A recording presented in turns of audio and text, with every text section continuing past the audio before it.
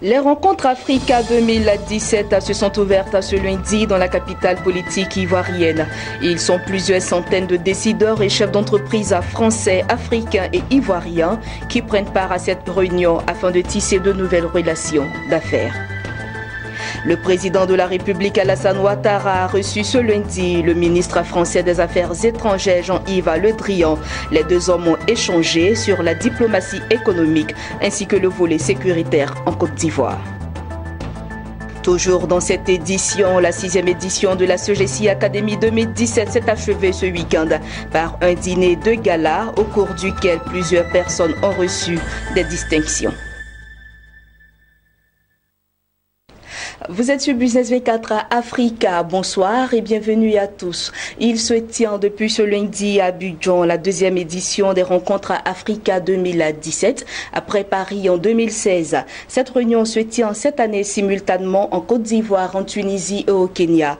Les rencontres Africa 2017 se veulent le cadre d'échanges et de rencontres entre décideurs, entreprises françaises et leurs homologues africains pour créer les conditions d'une croissance inclusive. Jérémy Yaoré, Lignon Gilbert. Le rapport Afrique de l'Institut Montaigne, sorti très récemment, souligne avec pertinence que la France, malgré ses liens historiques avec l'Afrique francophone, n'a pas toujours su proposer de stratégie de long terme pour le développement économique du continent. Cela contribue à expliquer que dans une Afrique en forte croissance, la France ait perdu la moitié de ses parts de marché en 15 ans. Nos amis africains attendent de la France une stratégie, une ambition en phase avec la dynamique du continent. La reconquête des marchés africains, ainsi planté le décor de la 2e édition de la plateforme Les Rencontres Africa d'Abidjan, capitale économique de la Côte d'Ivoire. Une plateforme de rencontres au cours de laquelle 500 décideurs et entreprises françaises discutent des grands enjeux du continent, des politiques publiques régionales et nationales et des projets de partenariat d'investissement. La France, initiatrice de l'événement, a marqué tout l'intérêt qu'elle porte à cette rencontre par la présence de son ministre de l'Europe et des Affaires étrangères, Jean-Yves Le Drian.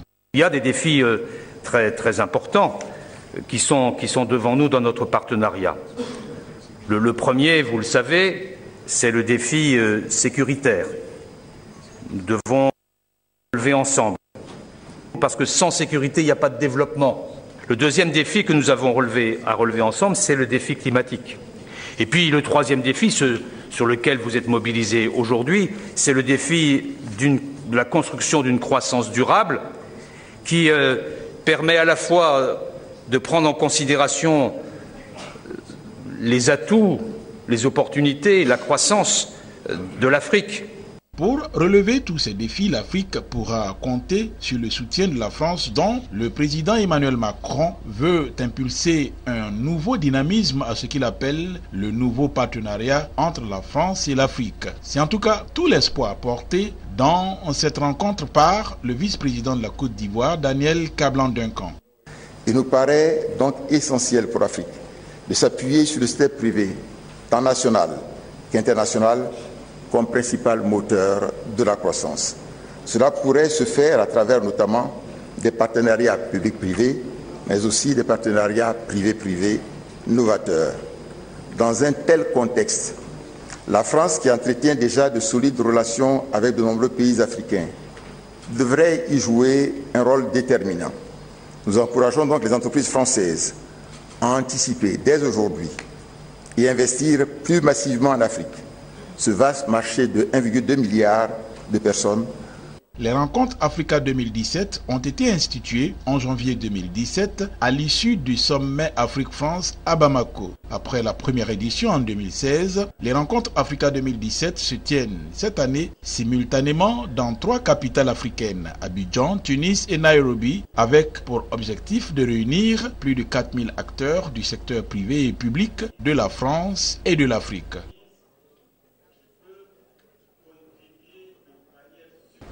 Les rencontres Africa 2017 se tiennent cette année autour du thème intégration et émergence, la place du secteur privé et du partenariat Afrique-France.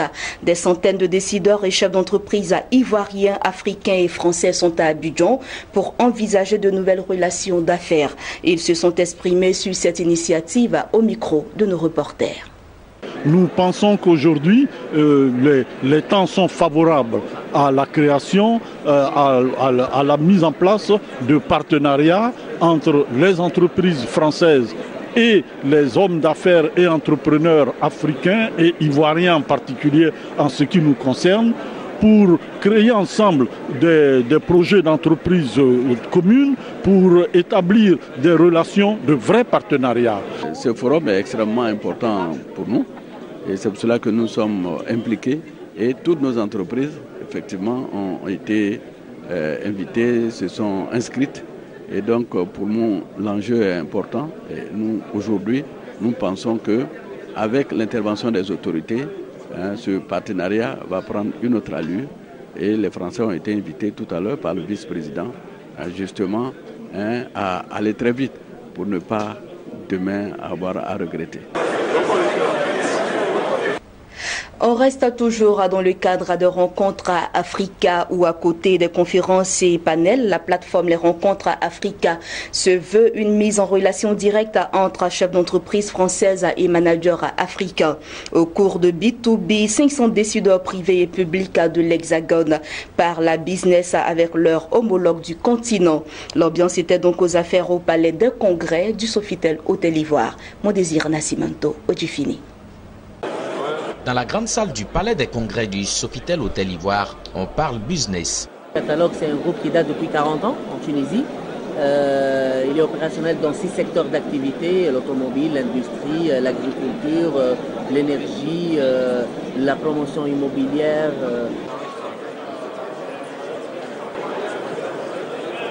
C'est le temps fort de la plateforme Les Rencontres Africa d'Abidjan. Ces séances de B2B visitées ici par une forte délégation d'officiels.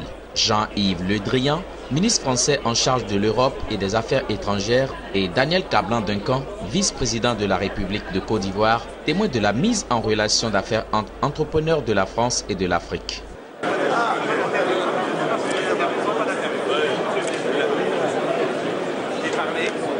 Elles sont près de 500 entreprises françaises à prendre part à l'événement. En face, plusieurs centaines de managers du secteur privé africain en général et ivoirien en particulier. Presque tous les secteurs d'activité sont représentés à cette rencontre. Industrie, technologie, finance, énergie, agroalimentaire, BTP, services ou encore formation. Les représentants de ces secteurs sont là pour se faire des contacts, tisser des partenariats, décrocher des contrats ou tout simplement présenter des innovations.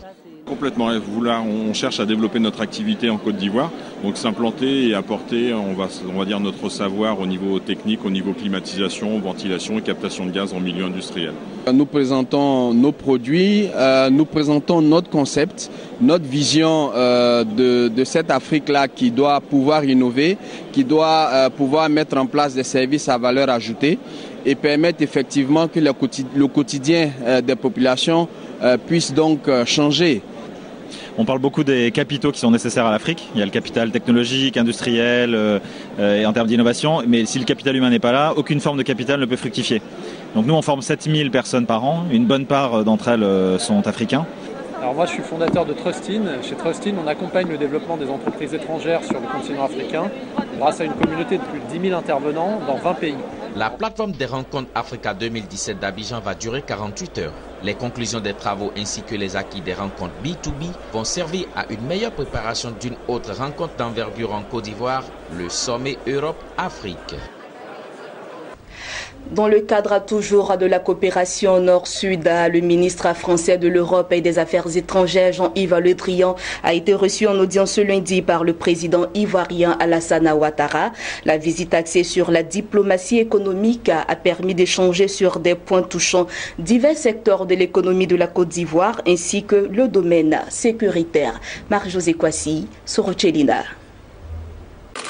Le président de la République, Alassane Ouattara, s'est entretenu ce lundi au palais présidentiel avec le ministre français de l'Europe et des Affaires étrangères, Jean-Yves Le Drian. Au centre des échanges, des partenariats dans le domaine agricole, des financements innovants et les enjeux sécuritaires. Les relations entre la Côte d'Ivoire et la France sont des relations de grande confiance. Le président Ouattara était à Paris à la fin du mois d'août. Le président Macron sera ici à la fin du mois de novembre. Tout cela dans une logique de grand partenariat entre la France et l'Afrique. Notre devenir est commun. Et le fait que nous ayons nous-mêmes des relations étroites montre que la France et la Côte d'Ivoire doivent assurer ce devenir commun pour le compte de l'Afrique subsaharienne et pour le compte de l'Union européenne, en observant que vous êtes notre premier partenaire commercial, en observant aussi que nous avons avec vous un partenariat financier qui s'est renforcé au cours des dernières semaines et qui nous permet ensemble de voir l'avenir avec beaucoup de sérénité. Il reste que l'enjeu principal, le premier enjeu de tous, c'est l'enjeu de la sécurité. Nous avons ensemble des échanges et une confiance totale et vous êtes comme nous confrontés aux risques. Nous les avons connus encore il y a peu d'heures en France et il faut que nous ayons une totale solidarité dans cette nécessité sécuritaire qui est la condition de base du développement. La visite en terre étrangère du ministre Jean-Yves Le Drian se tient dans le cadre des rencontres Africa 2017. Elle a aussi une connotation économique avec la forte délégation de chefs d'affaires français qui accompagnent le ministre Jean-Yves Le Drian. Après 2 jours d'intenses travaux, la 6e édition de la CEGESI Academy s'est refermée ce week-end par un dîner de gala. Une soirée riche en couleurs et en sons au cours de laquelle ont été distingués le manager, l'entrepreneur manager de l'année et la meilleure commission pour l'organisation de la CEGESI Academy 2017. Ce dîner de gala a également vu la remise d'un chèque de 10 millions de francs CFA au vainqueur de la Business Plan Competition, un concours institué pour promouvoir l'entrepreneuriat chez les jeunes. Lawani Babatunde, Maruseri.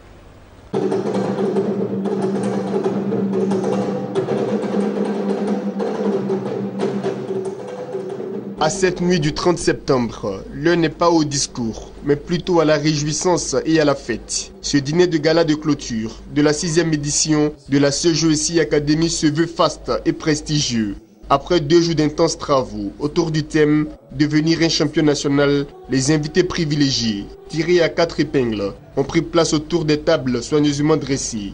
Au nombre des illustres invités, le Premier ministre ivoirien Amadou Gon Coulibaly et des délégations venues de la Guinée, pays invité d'honneur. Au menu de ce dîner de gala, des mets européens et africains, le tout dans une ambiance musicale et artistique avec la prestation du groupe Kiyimbok et un défilé de mode.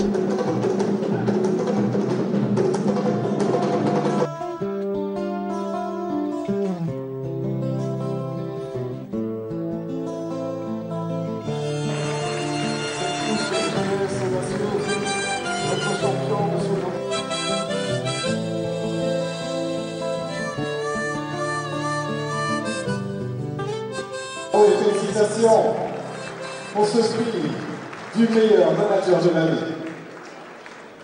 Comme chaque année, le dîner de gala est une occasion de distinguer les plus méritants de la communauté des affaires. Jean-Louis Mune, directeur général de la BCC, a rappelé le prix du meilleur entrepreneur de l'année 2017. Gira Amangwa, fondateur de UbiFam, est reparti avec le trophée du meilleur manager. Le prix du meilleur jeune entrepreneur manager a lui été attribué à Lamine Bakayoko, président directeur général de Ava Café. Aboubakar Karim, vainqueur de la Business Plan Competition, a empoché un chèque de 10 millions de francs CFA. Chacun de ces 2 derniers récipiendaires a reçu une enveloppe de 5 millions de francs CFA de la présidence de la République de Côte d'Ivoire pour renforcer leurs ressources financières. Les 2 lauréats seniors ont eux été invités par le chef du gouvernement ivoirien pour évoquer les difficultés qu'ils rencontrent dans l'exercice de leur métier et ont trouvé des solutions. Enfin, le prix de la meilleure commission pour l'organisation de la CEGESI Academy 2017 a été remporté par la commission juridique et fiscale. Au terme de cette distinction, les 4 Gaouda Noumambou ont apporté leur touche magique à cette fête. Les patrons n'ont pu alors s'empêcher d'esquiver quelques pas de danse.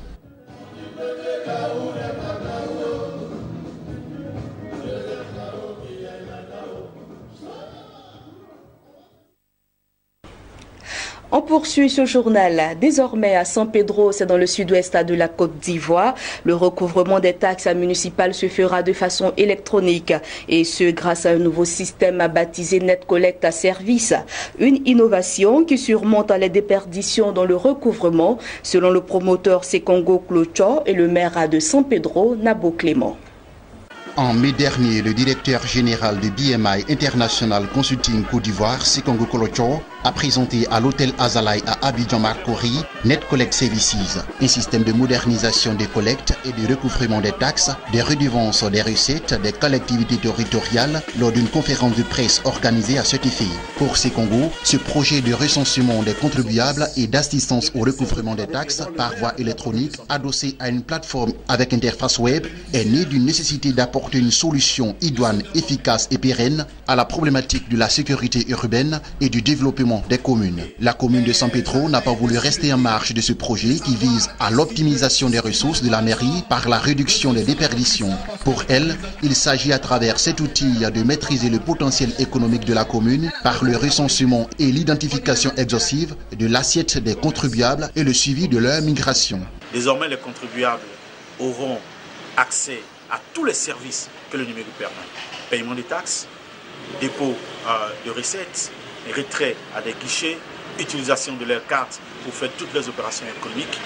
Nous propulsons ici le contribuable dans une nouvelle ère de développement économique. Nous permettons ici aux communes de jeter les jalons de la nouvelle économie, du nouveau développement. Et c'est par cela que nous allons arriver demain à faire en sorte que notre pays, la Côte d'Ivoire, puisse, par le numérique, par l'économie numérique, avoir accès au train de l'émergence. Le succès de ce projet va permettre à la mairie de faire de nombreux investissements sur fonds propres, notamment en matière de routes, écoles, marchés, a rassuré le maire Nabo Clément, tout en invitant les contribuables à faire preuve de civisme et à s'approprier cet instrument moderne de développement économique. L'initiative de BMI Côte d'Ivoire à la demande du président de la République pour une Côte d'Ivoire émergente est très appréciée d'ailleurs par les autorités administratives et politiques, avec à leur tête le préfet de région représenté par Etienne Aka Etienne, secrétaire général 1 de la préfecture de San Pedro.